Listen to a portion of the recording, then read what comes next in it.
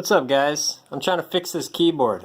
I'm going to kind of give a log of how I'm doing this, and since I ramble so much, there's going to be more jump cuts, like a Philip DeFranco show, so just be ready for it.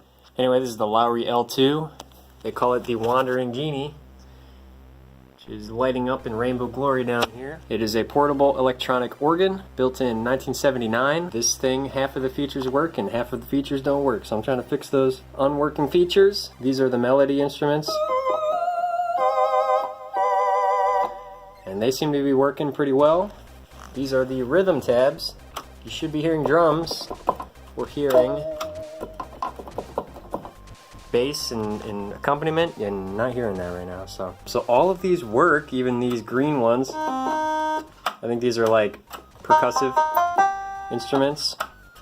However, there is a tab that says repeat, and this does not work. I believe, like, if you push banjo down, it's supposed to play a note right after another, and depending on how fast your tempo knob is, it should be repeating at this steady tempo, but obviously that's not working. Harmony Magic is another tab. I have absolutely no idea what that thing does. Whenever I'm doing these repair jobs, I always plug this into my Honeytone rather than, say, a nice amplifier or audio interface that costs money, because this thing cost me, I think, 20 bucks years ago, and I never really used it, so if I blow that thing up, I will not cry about it at night. But the reason I thought about making this video is because, notice there's little incandescent lights underneath the tabs that help you see it, and it actually glows these letters here. All of these lights were not working. Part of me thought, well, maybe the same problem that's causing the lights to not work is maybe causing the rhythm section to not work as well.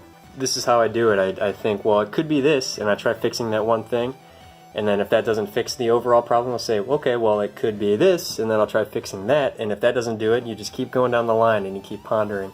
This is the power supply board right here. I don't want to get my fingers in there because this is where 120 volts is coming through. One of the fuses was blown, and you can see there's a fuse here. It says lamp V. This fuse right underneath it was blown, and I went and bought a new one.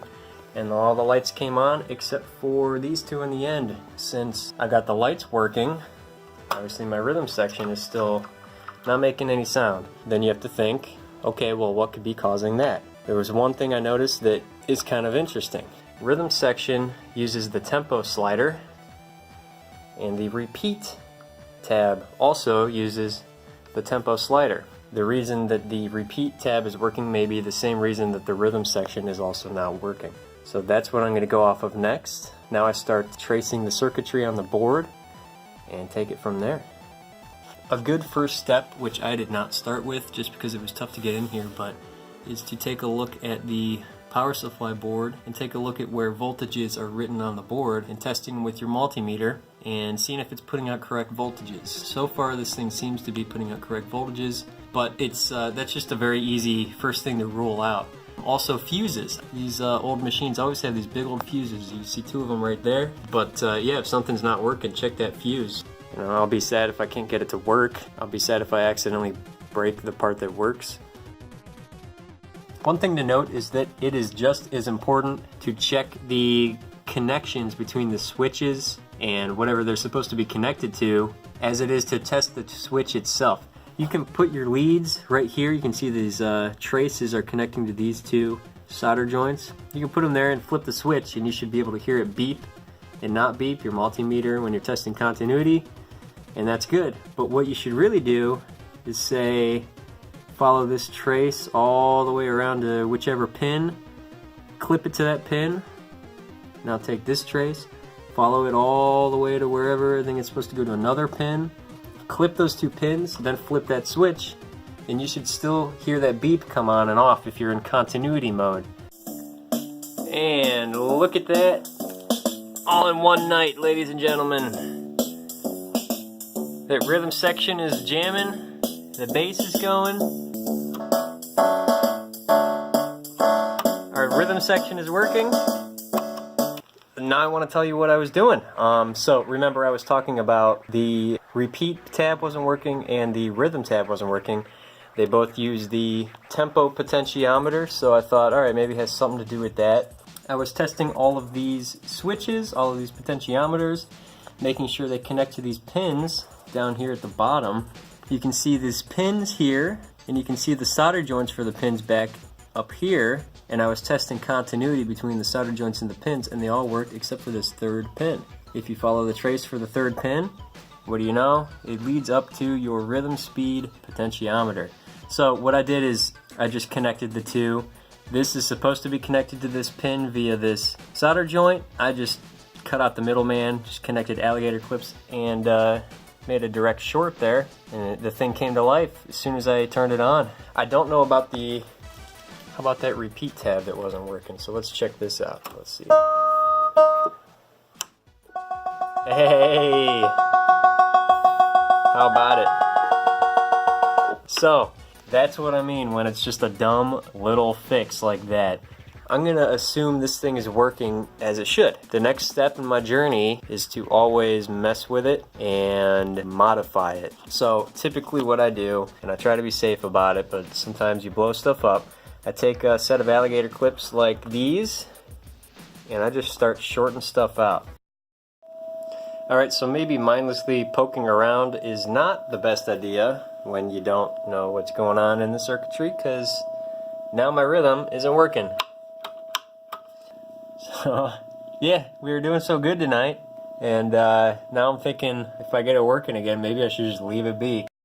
What's up, guys? It's day 2, and I started tearing this thing apart again to try to get that rhythm section working. So, yeah, the moral of this story is if you don't know what you're doing, ask for help.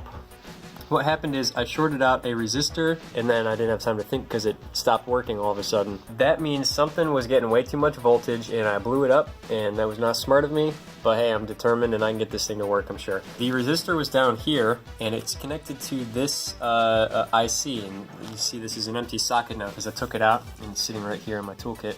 This started happening. When you press a key down here in the rhythm section, notice it's playing that drum beat. If I hit another key, it hits another drum beat. And another drum beat. So on one hand I'm relieved because that means I didn't blow up, you know, whatever triggers the drums. So I think that means I can get this going again. At least the drums I can get going again. I feel like the issue is one of these ICs because it seems to be a logic issue. Okay, after more poking around, I think I have narrowed it down to probably this IC is the issue, this IC, or it could possibly be this processor. ICs will be on the way. That means I gotta put this project on hold until this thing ship. Okay, so I've tested pretty much everything on this board, but the problem still persists. I think the issue is one of these two chips. I already took this one out of its socket. This is that CPU. I have a new one on the way because these things are not made anymore. This was a custom chip. It's a microprocessor with custom ROM, but I'm fairly certain that's what I fried. In the meantime, while I'm waiting for that to ship, what I'm going to do is take this thing apart a little bit more and give it a good cleaning. So I want to get at the keys. You can see the back side of the keys here, so they're going underneath this panel. So I need to take this panel off. How I'm going to do that is I'm going to unscrew this brace here at the bottom.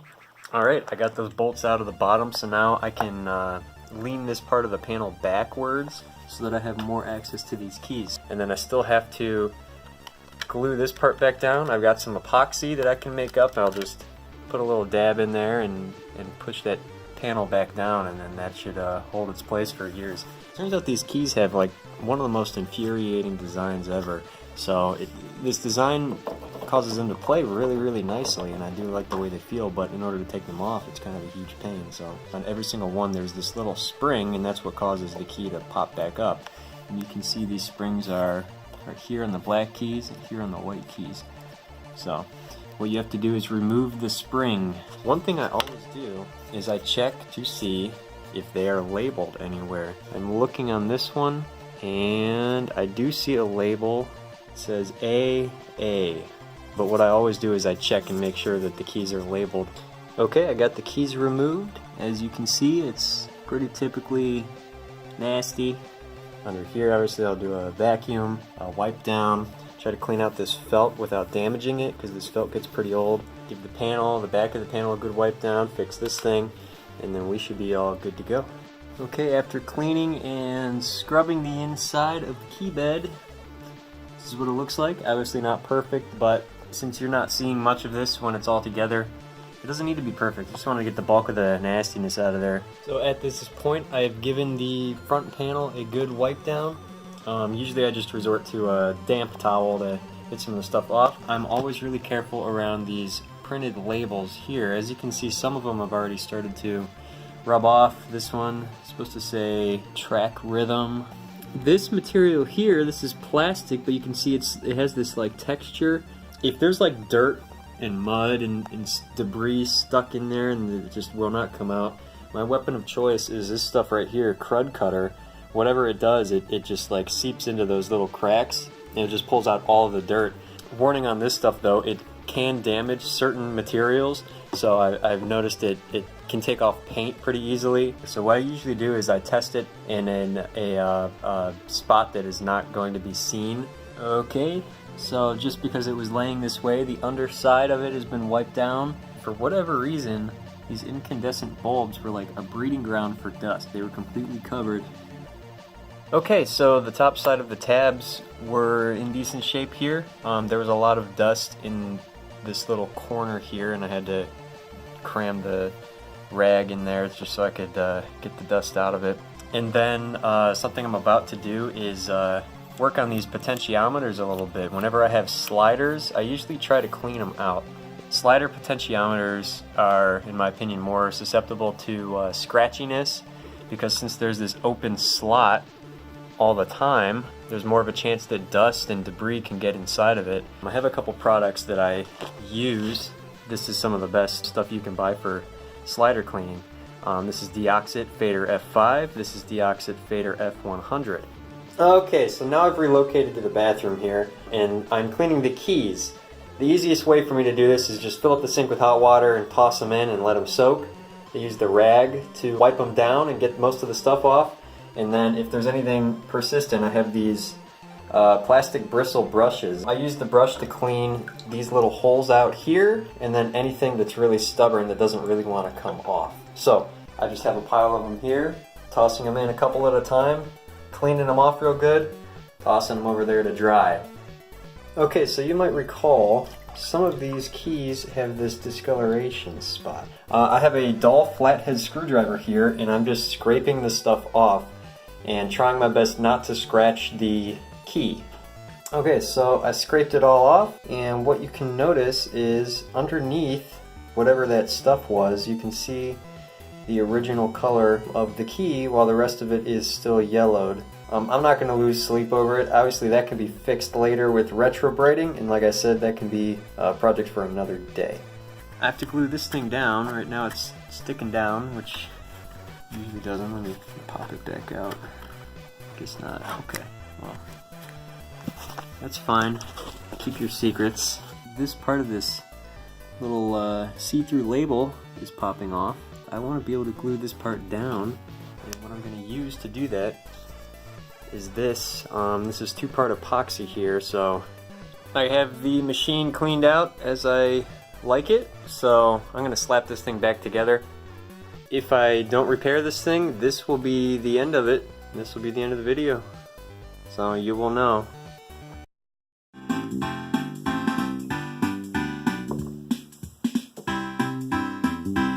Alright gang, good news. Obviously this thing works now. So the problem was there's a microprocessor in here, and it was this one right here. This is the new part. This is the one that was in there. I had to order one of these from Canada, from there's a shop called Durham Keyboard, and they carry a bunch of new old stuff. But yeah, as you can hear, that was the problem. So I got lucky again that it was another pretty easy fix. So moral of the story is don't go messing around inside the keyboard unless you know what you're doing, because you're going to break it and then you're going to feel pretty bad about it. A couple things to focus on in the future. The volume's supposed to be controlled here by this slider. Doesn't seem to be doing anything. So that'll need fixed. Uh-oh. Are you kidding me? And we're back. Okay, so yeah, that rhythm stopped working for a second. I don't know what the issue was. I think what the issue was is it just wasn't seated in all the way. I didn't push it all the way in.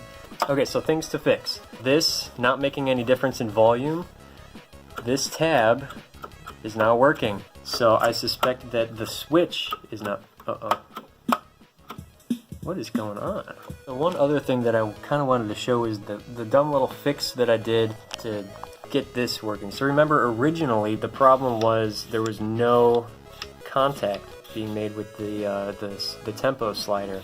The way I fixed it is this red cable right here, this vertical red cable. All I did is solder one end to the pin, follows up here, one end to the appropriate part of the slider. Okay, so lots of issues got fixed here just by some quick changes.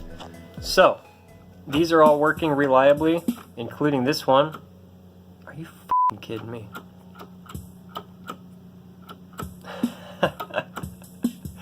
What the hell? Okay, try again. These are working much more reliably now, including this one, which was not working before. So here's the biggest thing to check with this keyboard if things are acting weird. Right on the other side you have these boards. Something to check, because this design is not so, it doesn't age very well. These pins here are socketed in. First of all, I would just suggest putting some firm pressure on every single one of these. In some cases, even if you push these sockets all the way in, some of these pins are still not making good connections. So you can see there's one here, the fourth one in has these alligator clip on it. That's because if I put a probe here and a probe on the solder joint directly above, I'm not getting any continuity. So what I'm doing is bypassing it.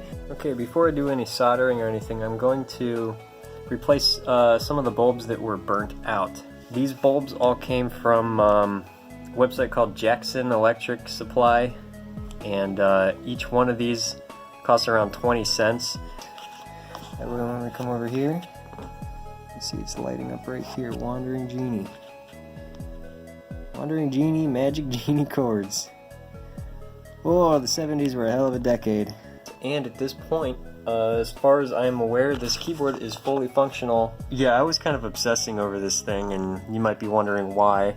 And I'll be honest, the biggest thing was, it was like a pride issue for me, because if I buy something and it's broken, and if I can't fix it, I don't really feel bad about it. It was already busted, and you know, if I can't fix it, I can't fix it, and that's fine. But since I had this fully operational, and then I was the one that broke it, I don't know, I just, like, it broke my heart. So something happened where I was like, I really need to get this going again.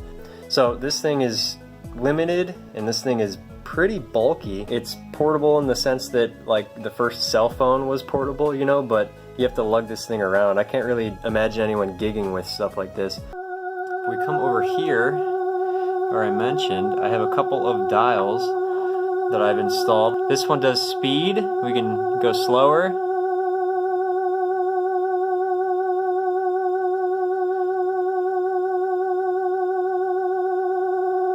That's about how fast it goes there. But luckily, I found a resistor in there that controls vibrato depth. Watch as I turn this down and take a listen.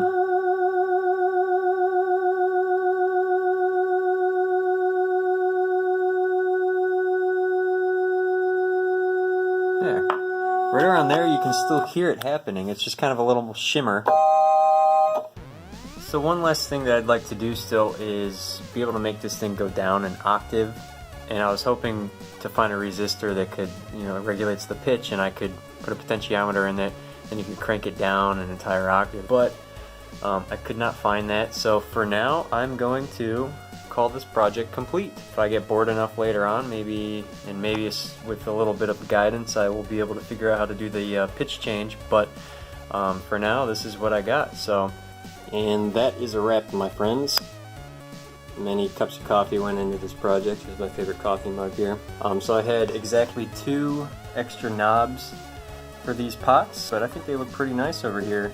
Notice I left some space up here for 2 to 3 more potentiometers even, so if I figure out how to modify the pitch like I keep talking about, or I'm sure some of these voices are run through some sort of a filter, I could always put more stuff down there.